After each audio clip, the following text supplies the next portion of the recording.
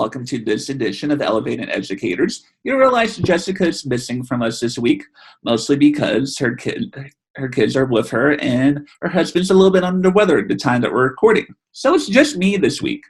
But it's nice for me to have a good friend, an expert on CTE with me this week. She is a teacher at Desert Pines High School, the person everyone goes to for CTE in Clark County for things. And she's also taken a role as the president-elect of the Nevada ACT, the National Nevada AC Career and Technical Education. So please welcome Maggie Cox. Hello. Nice to be with you tonight. Thanks for coming, Maggie. I know we've talked for a while about trying to get you on, and now it just finally panned out during this pandemic. Yeah, it's hard for me to find time. As you mentioned, I've been pretty busy, and as this is a health crisis, I'm dealing with it like any teacher, but I also have that background of, some of my students are out there, and so it's been a challenge.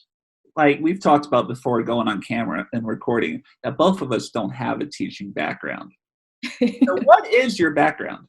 Yes, so I started as a certified athletic trainer. I maintain my medical license for that in the state.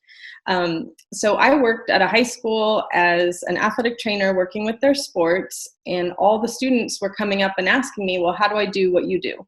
I was working at a physical therapy clinic during the day, going to their high school for after school sports, and they were all very interested. So I said, well, you need to take anatomy. You need to, I started giving them that advice. Come to find out, this was a brand new high school in California, and they did not even have anatomy. So I went in and I marched in there, and I gave the principal a piece of my mind and told him, what needed to happen for these students. And I advocated myself right into a job. He said, so you can do that. And I was like, no. Were you planning to become a teacher?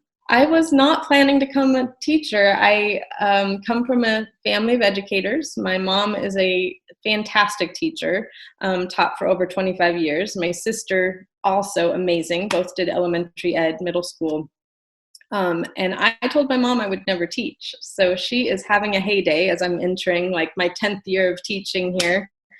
I guess I taught 3 years in California, and I just finished my 9th year in CCSD. So I have to claim it now. I'm a teacher. So have you and your family talked about the differences between elementary and secondary? Yeah, we talk quite a bit. My mom did a lot of elementary, like second, third, fourth, and then her last couple years. Now, again, this is where I get my crazy from. In her last 5 years of teaching, she decided, I'm going to go to middle school because that'll be challenging. And she did middle school science for her last 5 years.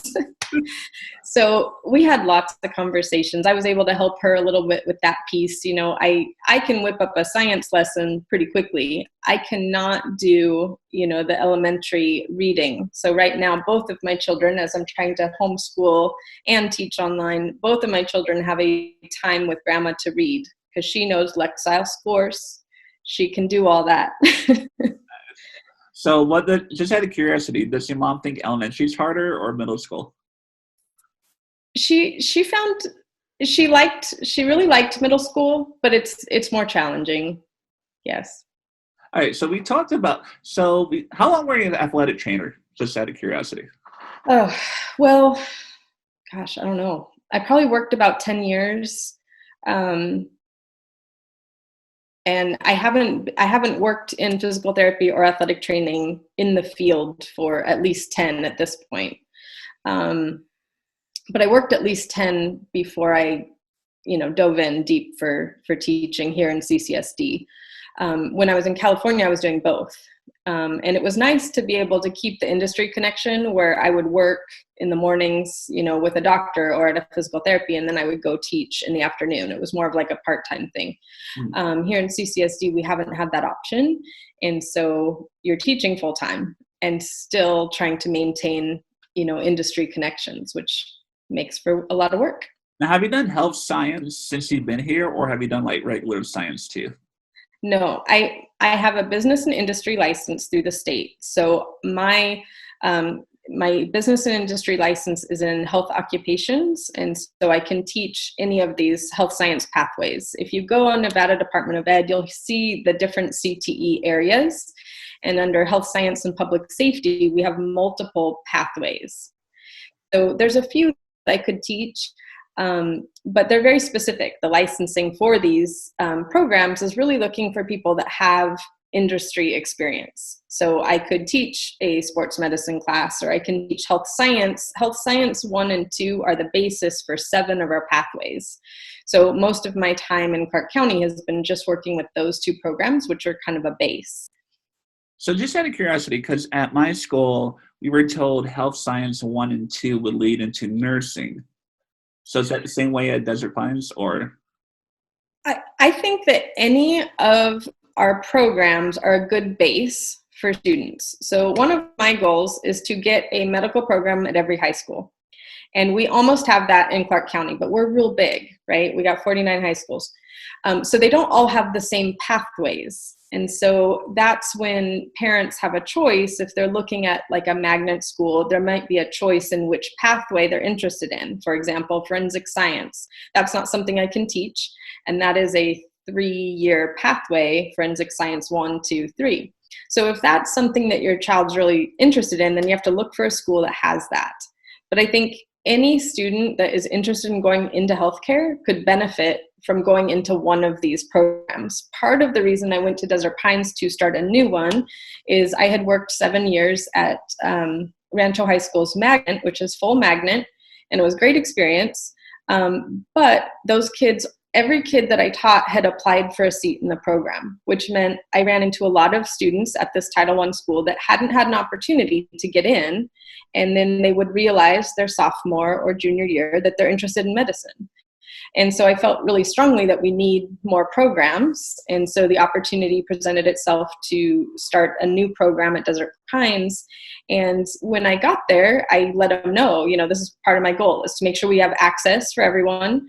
And the magnet office in Clark County was excited I was starting a program. And so it did become a magnet program, but we're only taking in each year, like I think 60.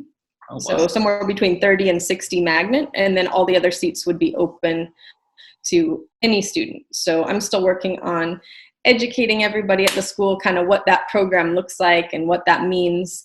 But I think it's important to have healthcare options for all high schools because not everybody can apply for a magnet and have a ride to get there and that kind of thing. Because I realized kind of like with the way the health science program set up at my school, they can do health science 1 and 2 at my school, but with the way the program is set up for the advanced courses, they have to go to Desert Roads Tech Center in order to do it. Mm-hmm. So that's why I'm kind of curious, like how the stacking goes for the health science. Because we were told our health instructor for the kids to finish off the program actually had to be like a registered nurse and be able to do all of that stuff. Yes. So that's why I'm saying like your medical teachers have to maintain a medical license. So I can't teach the EMT class because that has to be a licensed, registered EMT. This is why we struggle to get teachers sometimes. So I have the endorsement for sports medicine because I have my athletic training license. A few years ago when Nevada redid, they're really trying to get those highly qualified teachers, right? So they made a rule that only a certified athletic trainer or physical therapist could teach that class. So it limits things. Now, one of the reasons I was attracted to this new course, community health science, which is basically public health, which is so timely, but they were creating this course about 3 years ago, and I jumped on it because I saw a huge need and a pathway because both CSN has public health and UNLV has a public health program as a bachelor's. So not only are we seeing more medical grow in Nevada, UNR has, a medical program. UNLV now has a medical program. There's these undergraduate programs that we can lean into. So community health is, again, just a good base for anyone interested in the healthcare field. Now, these kids do not know when they come in freshman year what career they want to do. Right. We'll research that and we'll talk about it. But I feel like sometimes I break a lot of hearts because they've watched shows and they want to be neurosurgeons. And then we look at how much school that takes. Right, they think it's going to be like ER or like Grey's Anatomy, and then you're going to have like all the soap opera or drama with it. Yeah. And there's always drama, right? Life has drama, but those are shows. And so we talk about, the difference. And really a lot of the shows, they try to pack in the drama. So yeah, everything you see on the show is possible. It may have happened, but probably not all those things in 1 hour, So it's interesting, but we definitely, in all of your medical programs, you're going to review career options, and that's where we get them. 1 second, Maggie. I'm recording.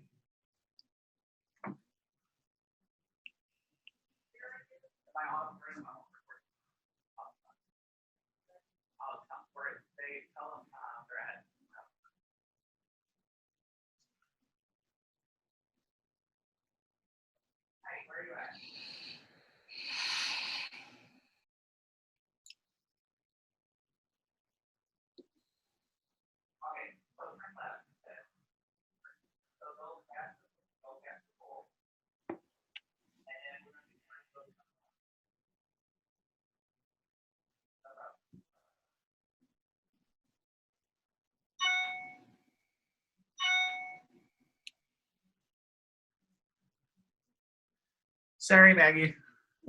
No, I'm just glad it wasn't me. No, it was like my mom was yelling because my mom's been staying with me during the virus, and it was just like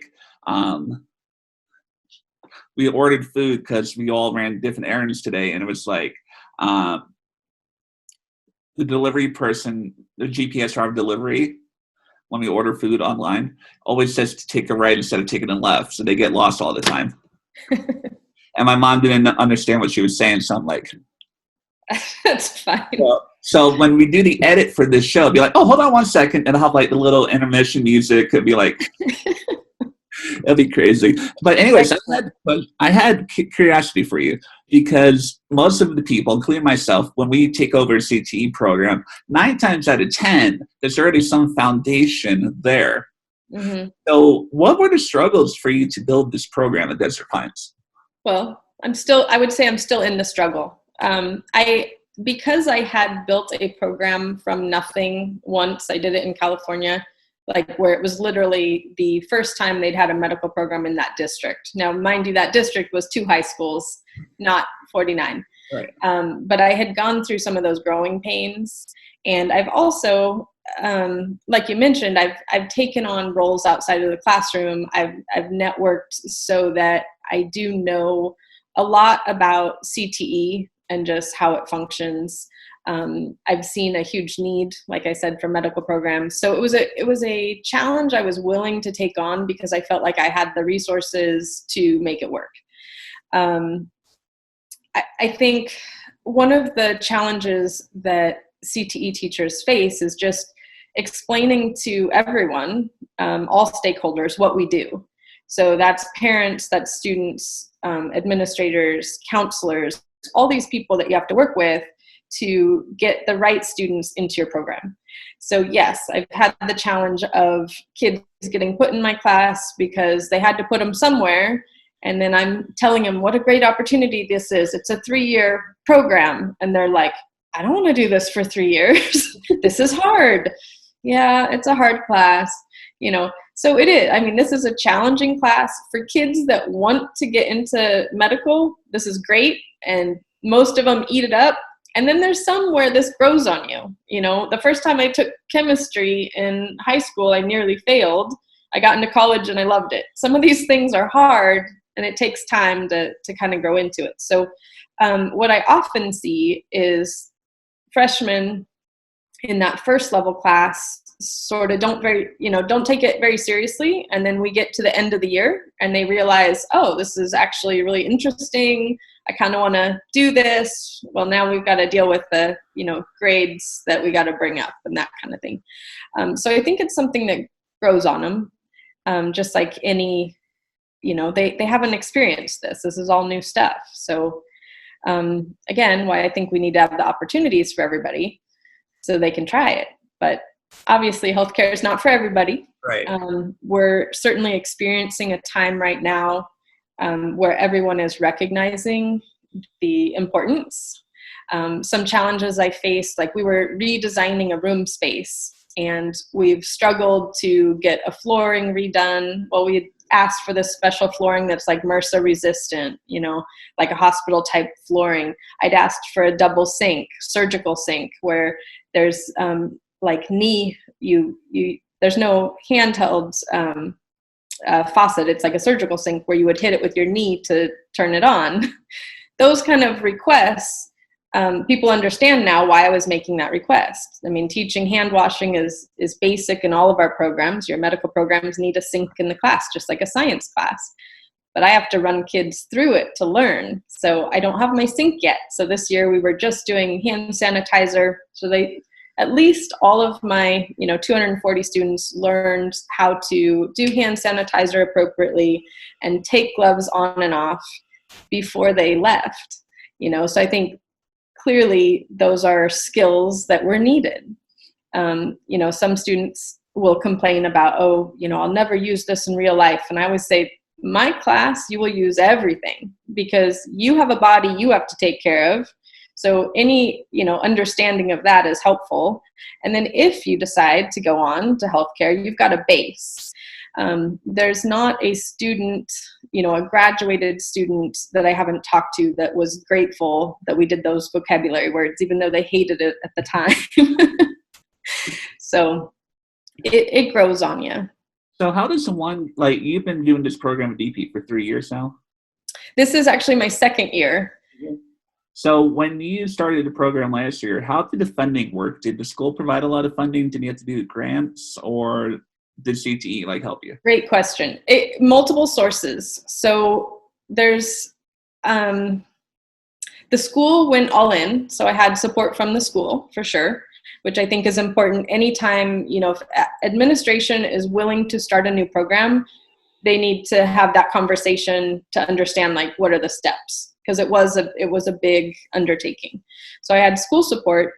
And then because we're such a large district, that we have a district CTE office. So we have administrators over our programs, and I had support from them. And so they're dealing with multiple grants. So at the district level, we have the Perkins federal grant, and then we also have state funding. So two separate sources. So we had that funding, portions of that designated to our school. And because it was a brand new program, I had worked with one of the CTE administrators and project facilitators, and they wrote a separate competitive grant to help bring the program. So there was some seed money from a separate grant. So I had several sources, and that helps. And because I had taught another program for so long and I have this base, I was like, here's my list. Right. I had the list. We weren't going to make mistakes in purchasing. And so I felt like, again, my background really helped there so that I was able to provide some good information. Because I've seen your Twitter and your Facebook accounts, and it's you have all these toys, and I'm like, these toys or equipment. Equipment. That's equipment. I call my video production stuff toys because when I get a new shipment of things, it'd be like, ooh, a new toy to play with. Yes, I agree. And I love the word play. I use it a lot. I feel very strongly that we have to play in order to learn. So right. I love that word. I totally agree. I have a lot of cool toys. And again, all the purchases that we've made have been pretty carefully thought out because some of these are pretty expensive. I've got microscopes, I've got CPR mannequins, the new ones, that will connect to your iPad so we can see how fast it's going. We have, basic things, all of your medical programs will learn vital signs, so we have all the equipment we would need for vital signs. I got a couple fake arms so we could practice doing blood pressure on a fake arm, and I can change the blood pressure because obviously if they're doing blood pressure on their friends in class, it's going to be pretty normal. So I like to invite people in. So we often will invite other teachers or administrators to come in, check it out, because the kids need to feel that pressure because in a real life medical situation, there's going to be that stress. So I always prep them you watch your TV shows and they have rounds where they're kind of quizzing them on questions. I'm like, I need you to feel that pressure a little bit. So we try to make, in those healthcare scenarios, the most kind of accurate that we can. So the older they get, the more challenges they will get like that. So one of the things I loved, you mentioned about Desert Rose earlier. What's nice about Desert Rose, and I love this model, is that they have a really nice hub where you can bring students in. So where I'm at a school where we're trying to create a medical, facility out of nothing, they have created this hub that we can bring kids into from different schools. So I like that model. I think in a district as big as ours, that's a great way to go. So we'll see, obviously education is going to change, and we don't know what that exactly looks like yet, but we do know in our CTE programs that it is possible to do online learning, but there are skills that we do need to practice face to face. So we'll continue to work on those issues. So I'm going to take you from inside the classroom to out, because I know you do so much outside of the classroom. Because I'm like, how does Maggie have time to raise her 2 kids, do all this stuff, and still have her sanity? I don't sleep, Ryan. I don't sleep. So that answers my question. It's like, so here's my question. I was going to say why you don't sleep, but we know all the stuff. So what made you decide to take on like the stuff outside of teaching, like the extra stuff? Well, the why is always the same. The why is because I know what my students need, and you start asking questions and you realize, well, we got to go higher, right? Oh, I got to ask the next person, So any of my volunteering or reaching out to organizations outside of the classroom is all in an effort to, 1, make me a better teacher, and 2, advocate for my kids. So that's like always the issue. I know one of your questions you mentioned earlier, I was recently appointed to the sex ed committee, and that stems from like my second year in Clark County School District, where I was on a committee to help pick books. And I was kind of shocked at the process. 1, it took forever. And we really weren't, the majority of the conversations were things like, well, we can't do that because sex ed committee won't pass it. And I'm like, but what about the standards? What about what's good for the class? What about, and all I kept hearing was, well, sex ed won't allow that. Or I'm like, that can't be how we pick a book. That can't be. So this book was finally chosen, finally passed. Like, I started on the committee, I think in 2011. By the time it got chosen, passed through the sex ed committee, it was 2013. I still don't, the first time I got that particular book in my classroom was last year when I inherited books. Oh, wow. Okay. And that is a 2009 book. So my frustration with not being able to get resources that are appropriate for my class, I just kept asking these questions, like, how do we get this? How do I do this? Which again, networks me out. And when this opportunity came, I actually said no the first time. I said, I don't have time. And then somebody asked me again, and I said, okay, I'll do it. Because it's really important that we get teachers the resources that they need. And when we're talking about resources that are outdated and not appropriate in programs like medical that move that fast, we have a problem. So I really wanted to be on that committee just to help advocate for the teachers to get the resources that are appropriate for the kids. And I know we actually had our first meeting that got pushed back because of this closure. And so I really don't know where we're at with that right now. But I can tell you my goal will be to advocate for newer resources to get our kids moving in the right direction. There's a lot of books, like your science, all of your medical texts that have to go through that committee. So that not having, like, our district did not have a committee for over 5 years. So not having it meant we went years without updating resources. I have always found my own. No sex ed committee for 5 years, or no textbook committee? Sex ed committee, which meant Now, you can correct me if I'm wrong, but I believe it was 5 years at least. So, Oh, I don't know. I don't know the answer. I'm just asking you. yeah, it was at least 5 years without a committee. I don't know how that happens, but that's what happened. I kept asking questions. So the reason we didn't get committees set up to get new books was because this committee didn't exist to approve our books. Now, Nevada State, like for CTE, like I said, part of the way we get our funding, right? State funds or Perkins funds through these grants. It says that you have to have the book that is approved by your district available. And we haven't had it. I mean, there's many health science teachers that just haven't had these textbooks. So it's something that I'm working on. Again, this stemmed from like my probably second year. I think it was the second year I was in the district, I got put on that book committee. And I just felt like we've got to have a better way, a quicker way to get resources to the teachers so that we can get them out to all of the teachers. Right.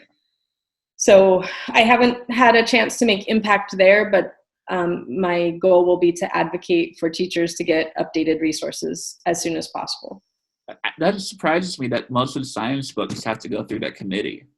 So that means like chemistry and physics, some of that too? It would depend on what's in them. Maybe not chemistry, it depends. If it has anything on the reproductive system, like your anatomy textbooks, those would. Wow. Anatomy is a whole different topic. Well, I can imagine with anatomy, so.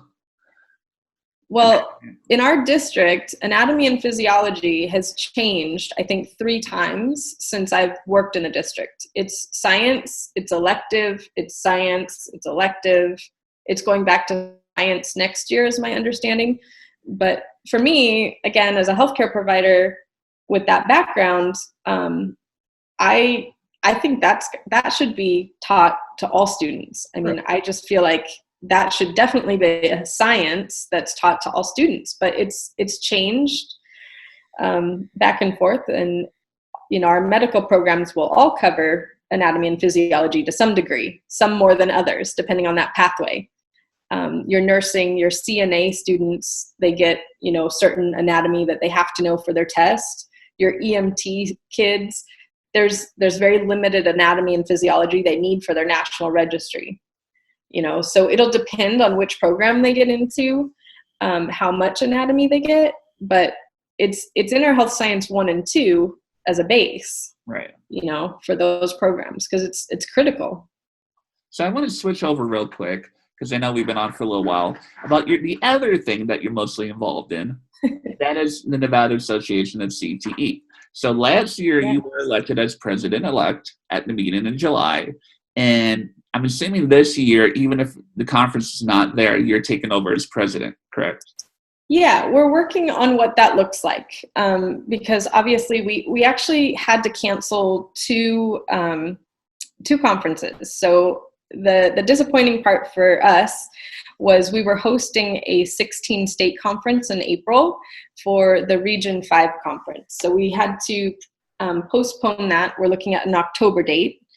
And then our summer conference, which has been our big networking and professional development event that happens each year, was scheduled for end of July. So we had to also push that out. So we're looking at trying to do that in October.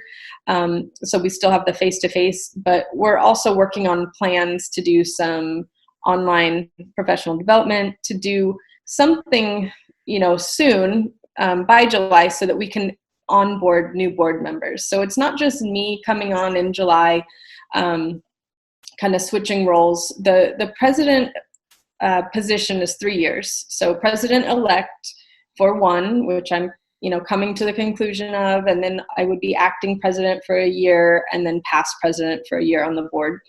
And I have been on this board at least 3 years prior to that. So this might be my 4th or 5th year. Again, I usually end up on boards because I ask questions. I mean, at my very first conference, I just raised my hand and said, so what can I do? And this is what happens. I just keep, what can I do? What can I do? So Our big goal for Nevada ACTE is professional development for teachers, recruiting teachers out of industry, right? Because we really need to get people that have the experience to come in. We have the challenge in CTE of teachers that have tons of industry experience but have never taught. That's one challenge. Or we have the teacher that has taught in CTE for 10, 20 years, but they're out of industry 10, 20 years, right? So our professional development is really geared towards these different groups that we have. Some people need more industry connection, and some people need, like day one teacher tips. Even if they are phenomenal in their industry, translating that to a high school 14 or 15-year-old is a challenge. So professional development is a big push for us. I'm disappointed we can't do this summer conference because it's a huge networking experience. It's great professional development. But I think we're going to find ways to do some online stuff this summer. And then we do have positions opening up. So in the next probably 3 to 4 weeks, our members will be getting, and membership right now, I would say we have a little over 400 members statewide. We would love to have more than that. We will be sending out information because we have several positions opening up on the board. Things that are appointed or elected. We have divisions. So each of the different divisions have a VP over that content area. And so those are cycled as an elect for 1 year and then on the board voting for 1 year. And so we have several of those that need to come on. We try to elect every year in July, but some of those positions would have been up to have an election this year, and we still need to get those people in place because we got to get some onboarding, teach them more about what this board is and, our role in the state. But a lot of it is just advocacy. Like I said, we've got to connect with industry, we've got to connect with educators, and then we've got all these stakeholders. So trying to talk to admin, trying to talk to parents, why is this valuable? We have to connect them not just to the high school programs, but then we have post-secondary programs, right? So our NACTE membership is some of it is college and some of it is high school. And this year, the state approved 7 middle school CTE programs. So we're going to start to see our middle school teachers, hopefully, come up, right? So we're looking at how do we get professional development that reaches all of these groups and making all those connections. But I realize now, just seeing middle school video production is really taking on life of its own. Here in Vegas, Knudsen has their own program. I know Bridger, a lot of the middle schools are starting to Thurman White has part of it for his magnet program. A lot of the schools are starting to have their own video production program, which is nice. So hopefully that segues into kids wanting to do it more and more at the high school level. Yes, because I think that's one of the biggest challenges that the CTE teachers have in high school. We have developed these amazing programs, but then we have to tell people about them. And you mentioned my social media. A couple of years ago, I just kind of went all in on social media because I realized we have so many people we have to reach, and they don't know what we're doing. We literally do cool stuff every day in our classrooms. CTE classes are the most fun. You walk into any of them and there's some hands-on, something interesting. Right. So I started to share more of that, again, trying to reach those parents, reach those industry folks that I needed to connect with as partners.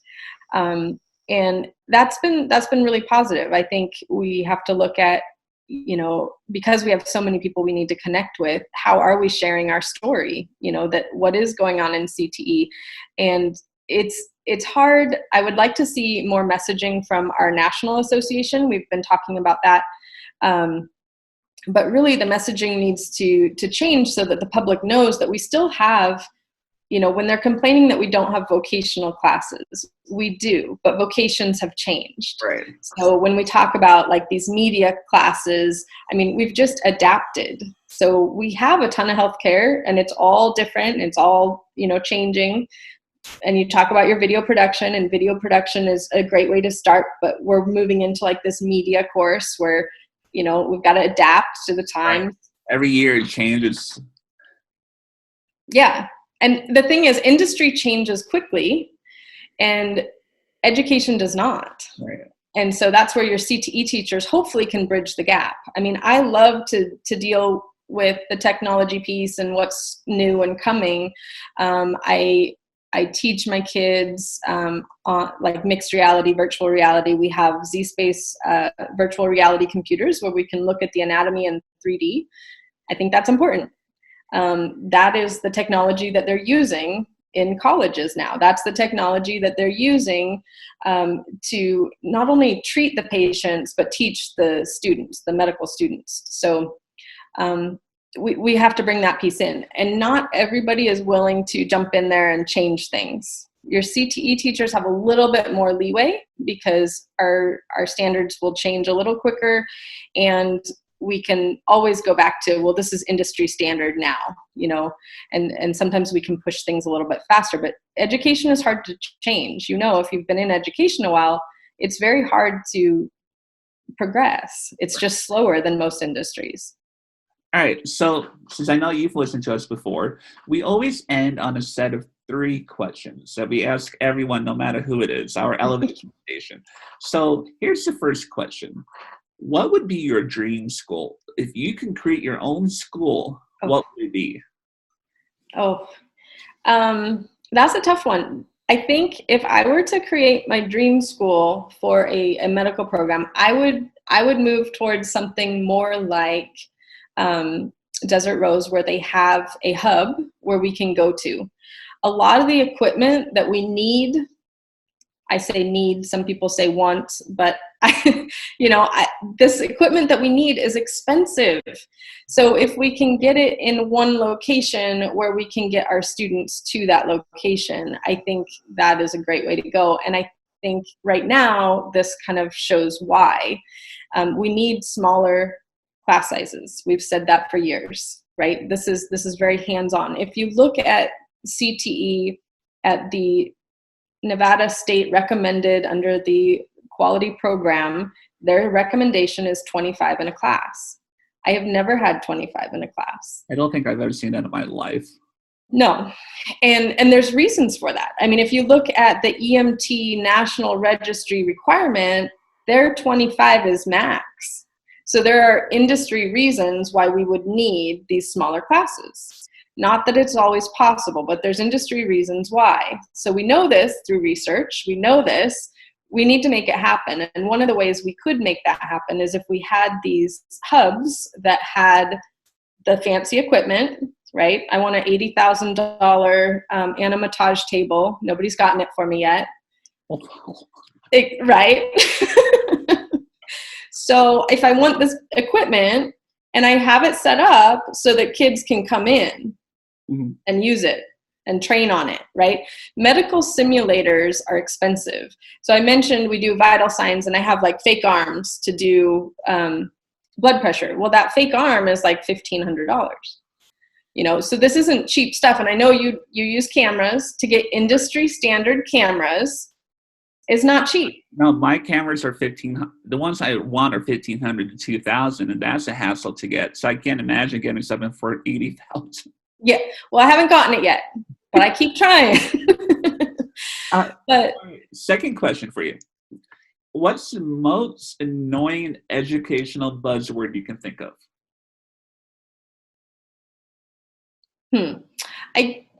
So again, coming from industry and not understanding education words, that was like one of my challenges first 2 years of teaching. I just teach. I didn't realize what I was doing was project-based learning. I just thought that's good practice. That's how you teach. So in medicine, like we've taught scenarios, we've taught project-based learning for years. That's kind of how it developed. That's just the way it is. So that one always trips me up a little bit because I just think that's best practice. And apparently it's a thing and you can take courses on it. I graduated from Cal Poly San Luis Obispo. If you're familiar with the school, their motto is learn by doing. And it's been that since like the 40s or something, you know, so it's all this hands-on. It was a tech school to begin with. So I just thought this is just how you learn. Then I found out I was doing project-based learning. So I had to learn the lingo, the education lingo, to be able to explain to administrators what I was doing. And that, I would say, was a huge challenge, and something now I'm able to share with new teachers that I mentor. I'll have people call me and they're like, oh, admin said I didn't do this or didn't do this. I said, tell me about your lesson. Oh, okay, so that's DOK 4, and then I point out these little things, because I know the language of my content area very well. I do not know the language for education. So that takes a while. And so that's one of the places I feel confident now I can kind of help these younger teachers who have industry experience or are dynamite. They don't know how to explain what they're doing to somebody else. All right, final question of the three. Real or fake, who is the most influential teacher in your life? Oh, my mom, for sure. Yeah, like I said, she was an amazing teacher, and I am grateful every day that I got lucky enough to have a mom that was an educator, because she was a dynamite mom, dynamite teacher herself. And I'm well aware, as I continue to teach, and I have earned some recognitions. I got a teacher award last summer. It's really nice to be recognized like that, but I know that is few and far between. My mom never got an award. She mentored so many teachers. She created me and my sister, who my sister also has received several awards, was actually up for California Teacher of the Year a couple years ago. So dynamite mentor, and never got any kind of teacher recognition.